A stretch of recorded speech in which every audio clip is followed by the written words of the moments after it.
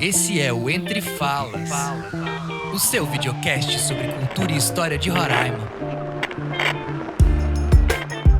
Oi, gente! Meu nome é Isabela, eu tenho 14 anos e sejam muito bem-vindos ao Entre Falas, uma iniciativa dos estudantes do 9º ano da Escola Maria das Neves Resende, do bairro Asa Branca, em Boa Vista, Roraima. Olá, eu sou o Pedro, eu tenho 15 anos. Esse é o projeto idealizado pelo nosso professor de História, Luiz Moraes, onde conversamos sobre a história e a cultura de Roraima, juntos com personalidades aqui no nosso estado. O tema do programa de hoje é Ancestralidade Indígena de Roraima, um assunto muito importante e interessante, já que o nosso estado é a casa de vários povos originários e alguns deles habitam nossa região há milhares de anos. Para conversar com a gente sobre o assunto, convidamos a nossa professora doutora Inara do Nascimento, pesquisadora e docente do curso de Gestão e Saúde Coletiva Indígena do Instituto Isiquirã, de formação superior indígena aqui em Boa Vista, Roraima. Seja muito bem-vinda, professora Inara. Minha gente, boa tarde. Boa tarde, Isabela. Boa tarde, Pedro. Boa tarde a toda essa equipe bonita que está aqui, né? Agradecer o convite do professor, agradecer o convite da escola também de estar aqui nesse espaço e estar nesse espaço que é a sala de leitura de vocês. Fico contente também. Vamos conversar. Para começar a conversa, conta pra gente um pouco sobre a trajetória, seu trabalho atual e a sua relação aqui com Roraima, por favor. Eu sou do povo indígena Saterê-Maué, da região do Baixo Amazonas, né, município de Maués, Parintins, terra indígena de Iramaral.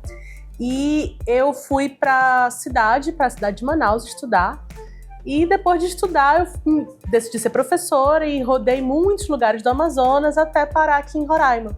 Porque quando eu estudava, eu ouvia falar do Instituto Isiquirã, que é o lugar onde eu sou professora hoje, que foi o primeiro instituto indígena do Brasil a ter ensino superior para povos indígenas. Então, quando eu era estudante, eu ouvia falar desse lugar. E aí eu falava, não, um dia eu quero ser professora nesse lugar. Eu quero ser professora num lugar que tenha pessoas indígenas, onde eu possa ser uma professora indígena e dar aula para pessoas indígenas. E aí, quando teve a oportunidade de vir para Roraima, eu vim. Não conhecia Roraima, não conhecia o Rio Branco. E vim parar aqui em 2014. E me tornei professora do Isiquirã já há alguns anos. E sou antropóloga de formação, né? E trabalho com saúde indígena, mas dentro da saúde indígena eu trabalho com uma coisa bem específica, que é a alimentação. E aí é por onde eu caminho, por onde eu pesquiso. Durante a nossa preparação para o episódio de hoje, aprendemos que vários pratos típicos de Roraima vêm da cultura indígena, como a da murinda e as nossas farinhas. Como você enxerga a relação da alimentação com a luta dos povos originários? Vocês já pensaram de onde vem a nossa comida? A gente consome a comida, né? Vai no supermercado, vai na feira e pega a comida ali pronta e não pensa muito bem de onde a gente produz esse alimento, né? E nós, povos indígenas, a gente produz o alimento no território e cria uma relação com a produção desse alimento. Então, ao produzir farinha, damuri, da paçoca, pimenta, todos esses alimentos são alimentos produzidos no próprio território. E a gente costuma dizer que o nosso território, ele é a extensão da nossa vida, mas ele é a extensão da nossa família, do nosso corpo. Então é muito importante ter o território garantido para ter a garantia da nossa vida, da reprodução da nossa vida. Então o alimento e o território fazem com que nós sejamos pessoas indígenas. Eu sou do povo Saterê-Maué e no meu povo, o povo é o povo que domesticou o Guaraná. A gente chama de Guaraná, mas na minha língua é o Guaraná. E nós somos gente porque nós tomamos Guaraná. E não é o Guaraná industrializado, não, o Guaraná fruta. Vocês já viram o Guaraná fruta? Parece um olhinho vermelhinho, um olhinho preto. Então, o Guaraná, ele é origem do nosso povo. Então, quanto mais a gente come esse alimento, mais a gente é o nosso povo. Então, é muito importante. Para os povos indígenas daqui de Roraima também. Né? Quanto mais se come da morida, quanto mais se come pimenta, mais se é macuxi, o apixana, né? E os vários povos daqui. Então essa relação ela é muito importante para manter que as pessoas indígenas fortaleçam sua própria identidade, sua própria cultura.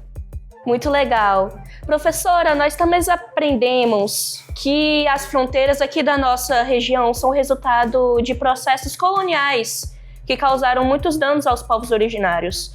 Levando em conta esse contato histórico, a senhora poderia falar um pouquinho sobre a importância da luta pela demarcação das terras indígenas? Então, Roraima tem uma história muito forte com a demarcação das terras indígenas, especialmente com a demarcação da terra indígena Raposa Serra do Sol, né, que foi uma demarcação histórica para o movimento indígena no Brasil inteiro, né? Foi a primeira vez que uma demarcação de terra indígena foi em área contínua. Significa o quê? Que foi um grande território demarcado para garantia de vida dos povos indígenas. Aqui em Roraima a gente tem outros tipos de demarcação, como demarcação em ilhas, pequenos territórios demarcados, né, que são importantes, mas que não garantem a reprodução da vida, da cultura, porque o território vai ficando pequeno, as famílias vão crescendo, o território vai ficando menor em recursos naturais também. Então, Roraima tem um lugar muito importante no processo de demarcação de terras indígenas, porque foi um dos primeiros estados, né, que conseguiu essa demarcação em área contínua, que é uma grande extensão territorial, garantindo que o modo de vida dos povos indígenas daqui continue da mesma forma, né, continue com a produção de alimentos, com cuidado da terra, com cuidado da natureza, com cuidado da água. Então, a garantia da demarcação das terras indígenas não é só para as pessoas indígenas, é para o mundo. Né? Porque quando uma terra indígena cuida da floresta, cuida da água, cuida da terra, a gente está cuidando desse meio ambiente para todas as pessoas.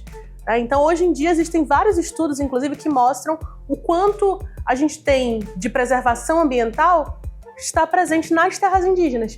Porque as pessoas indígenas nos seus territórios são capazes de cuidar da terra, né? E esse cuidado da terra, porque essa relação é uma relação do corpo com a terra, é capaz também de cuidar da humanidade, né? Porque daí a gente está num mundo de mudanças climáticas, de tantos problemas ambientais, né? E as pessoas indígenas estão ali nos seus territórios conseguindo manter essa relação com a natureza, cuidando do próprio território, mas também do mundo inteiro. Bastante interessante, eu não sabia disso. Bom, outra coisa que aprendemos é que existe um montão de idiomas indígenas nesse território que hoje é chamado de Roraima. Na sua visão, qual é a importância e os principais desafios para manter esses idiomas vivos? Então, desde 2022 a 2032, foi declarada a Década Internacional das Línguas Indígenas, né? E quem declarou essa década foi a ONU, a Organização das Nações Unidas, né? E isso significa o quê? Que por esses 10 anos, a Organização das Nações Unidas tem trabalhado no mundo inteiro para valorização, para preservação, para o resgate de línguas indígenas. E por que isso é importante? Porque na língua a gente tem a história de um povo, a cultura de um povo, as músicas, toda a nossa socialização, tudo que a gente aprende é pela linguagem. Né? E também para os povos indígenas isso é muito importante. E pensar que todos os povos indígenas no Brasil são pelo menos bilíngues, porque falam sua língua materna, né? Mas também falam a língua portuguesa, porque estão aqui em contato com essa sociedade. Aqui em Roraima a gente também fala espanhol, fala inglês por conta das nossas fronteiras. Então é muito importante pensar que a língua ela é uma expressão da cultura, né? Ela é uma expressão da cultura também quando a gente está em contato com o outro, que a gente aprende português, espanhol, inglês, que são línguas da colonização, né? Mas que também são línguas que constroem essa sociedade e nos possibilitam nos comunicar, né? Mas as línguas indígenas, especialmente, trazem esse lugar da cultura, da memória, das formas de ver o mundo. E quando a ONU estabelece essa Década Internacional das Línguas Indígenas, é exatamente para dizer que as línguas indígenas são um patrimônio importante da humanidade. Né? Existe um sistema de conhecimento imenso nas línguas e é importante que a gente possa preservar e cuidar. Muito obrigada, professora Inara. O nosso professor Luiz, ele sempre fala que não faz sentido saber tudo sobre a história de povos antigos do outro lado do mundo e não saber nada sobre a história dos povos originários do território que a gente vive. Qual é a visão da senhora no ensino de história e de cultura indígena na escola? Então, a gente tem dentro da educação pública brasileira vários subsídios, várias leis, inclusive, que fortalecem o ensino não só da história indígena, mas o ensino da história da África, nos currículos escolares, nas escolas, né? Mas a história indígena, quando a gente pensa num país como o nosso, que nós temos mais de 300 povos indígenas, a gente não está falando de uma única história indígena, a gente está falando de vários povos que viveram vários processos, né, e que estão espalhados no território de forma muito diferente e que vivem hoje na contemporaneidade. Porque muitas vezes a gente olha para o livro de história, as pessoas indígenas são aquelas lá, né, que estão na floresta, ou que tem os estereótipos, né, usa pena, ou anda assim, ou se comporta assim. Mas as pessoas indígenas vivem hoje, elas estão aqui estudando nessa escola. Mas muitas vezes, né, são invisibilizadas, sofrem racismo. Por quê? Porque sempre se tem um estereótipo muito negativo do que é uma pessoa indígena. Ainda é muito presente essa ideia. E no nosso estado isso ainda é muito presente também. Então, é muito importante pensar que, primeiro, Roraima, esse território, ele existe porque existem povos indígenas, né? E aqui nós somos 9 povos indígenas no mínimo, né? Fora os povos das fronteiras e fora toda a locomoção de povos que tem aqui, né? Hoje nós temos os povos indígenas da Venezuela presentes também aqui no nosso território, e isso é muito importante, né? Essa movimentação no território porque é história, né? Esses povos estavam aqui muito antes da exploração colonial, muito antes do que os livros de história apontam como descobrimento, mas que foi uma invasão, que foi uma exploração, que foi uma violência com os povos que moraram aqui, né, que moram ainda aqui. E aí pensar no ensino de história indígena nas escolas é pensar, primeiro, que nós somos mais de 300 povos no Brasil, e não dá para falar uma história indígena. A gente está falando de várias histórias indígenas. E aqui em Roraima a gente começaria com pelo menos 9. 9 povos que têm histórias diferentes, que vão chamar Boa Vista por vários nomes. Por exemplo, Boa Vista em Macuxi chama Quaiquiri, porque Quaiquiri era o nome desse território, dessa cidade, muito antes da cidade de Boa Vista chegar aqui, né? Então pensar, por exemplo, que a partir do momento que a gente entende que existe uma diversidade de povos vivendo no nosso território, como é que cada povo constrói esse território? E como é que essas pessoas estão presentes ainda hoje? Então pensar, por exemplo, nos corredores aqui da escola, né? Quem são as pessoas indígenas que estão aqui? Talvez elas nem falem sobre isso, talvez elas tenham vergonha, talvez elas sofram situações de racismo, de bullying, de preconceito. E que elas precisam se sentir seguras para afirmar que são pessoas indígenas. Para afirmar a sua cultura, para quem sabe afirmar também os seus grafismos, a sua forma de se vestir, a sua forma de falar, a língua que fala, né? E isso é muito importante, fazer a escola ser um espaço onde a diversidade dos nossos povos esteja presente também.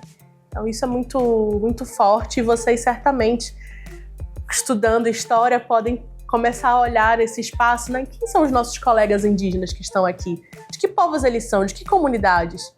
Né? O que eles podem trazer para essa escola que pode mudar, mas também pode influenciar todos nós a sermos pessoas aliadas da causa indígena, sermos pessoas que compreendem a história a partir das pessoas indígenas também.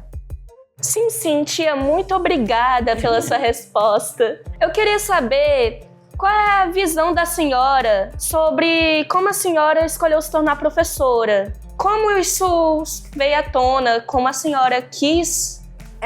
Então, os meus pais não estudaram, né? Os meus pais, eles não tiveram a oportunidade de estudar, e eles sempre trabalharam muito para que eu pudesse estudar. Inclusive, a nossa família se mudou para a cidade para que eu pudesse estudar.